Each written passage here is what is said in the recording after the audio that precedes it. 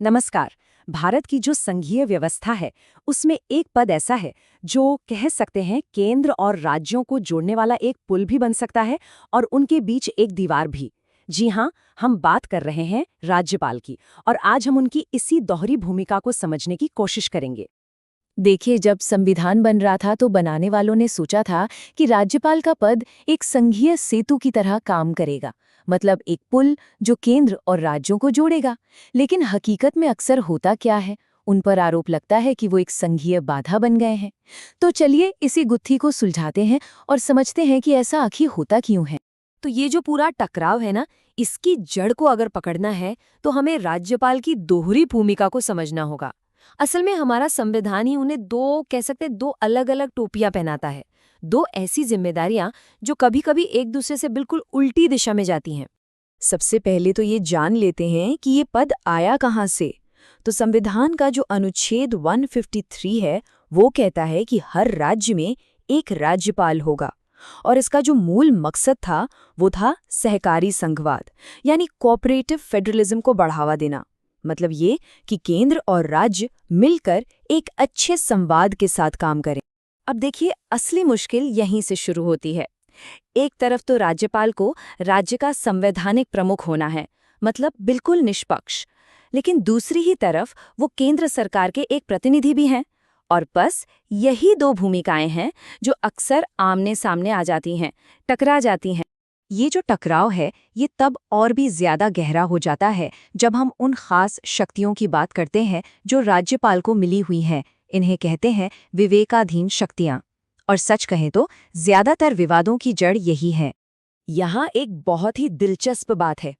क्या आप जानते हैं कि अनुच्छेद 163 के तहत एक राज्यपाल के पास जो विवेकाधीन शक्तियां हैं, यानी डिस्क्रिशनरी पावर्स, उनका दायरा भारत के राष्ट्रपति से भी ज्यादा बड़ा है। हाँ, ये सच है। तो ये जो शक्तियां हैं, इन्हें हम मोटे तौर पर दो हिस्सों में बांट सकते हैं।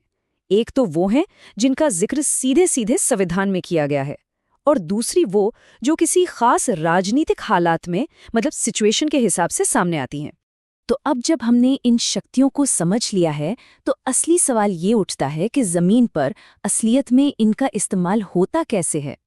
क्या ये शक्तियां वाकई में एक सेतु बनाने का काम करती हैं, या फिर ये राज्यों की चुनी हुई सरकारों के रास्ते में एक बाधा बनकर खड़ी हो जाती हैं? चलिए अब विवाद के जो मुख्य बिंदु हैं उन पर एक नजर डालते हैं। तो जो लोग इस पद की आलोचना करते हैं वो मुख्य रूप से तीन बातें उठाते हैं। पहला, अनुच्छेद 356 का राजनीतिक इस्तेमाल, मतलब केंद्र की मर्जी से चुनी हुई राज्य सरकारों को बर्खास्त कर देना।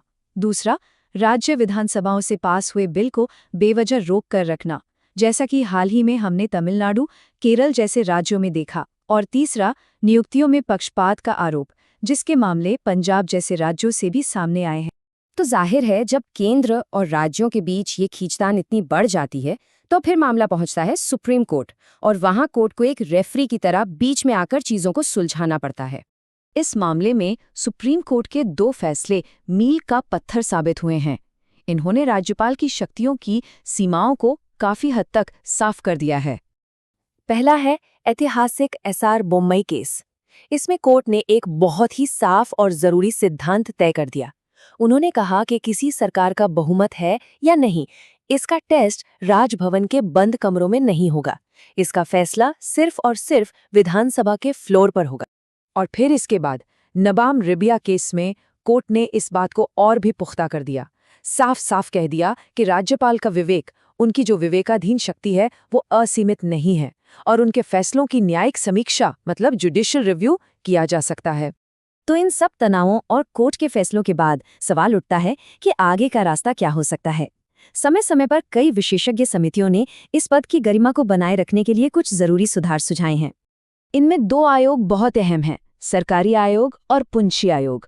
इनके सुझावों का सार देखें तो उन्होंने कहा कि राज्यपाल की नियुक्ति से पहले राज्य के मुख्यमंत्री से सलाह मशवरा जरूर होना चाहिए। जो भी व्यक्ति नियुक्त हो वो हाल फिलहाल में सक्रिय राजनीति का हिस्सा न रहा हो। और हाँ, राज्यपाल को हटाने के लिए भी महाअभियोग जैसी एक तय और पारदर्शी प्रक्रिया होनी चाहिए। तो कुल मिलाकर बात सोच में बदलाव की है। राज्यपाल का पद गाड़ी का 5वां पहिया नहीं है जो बस फालतू में लगा हो, बल्कि इसे एक संवैधानिक सेफ्टी वॉल्व की तरह देखा जाना चाहिए।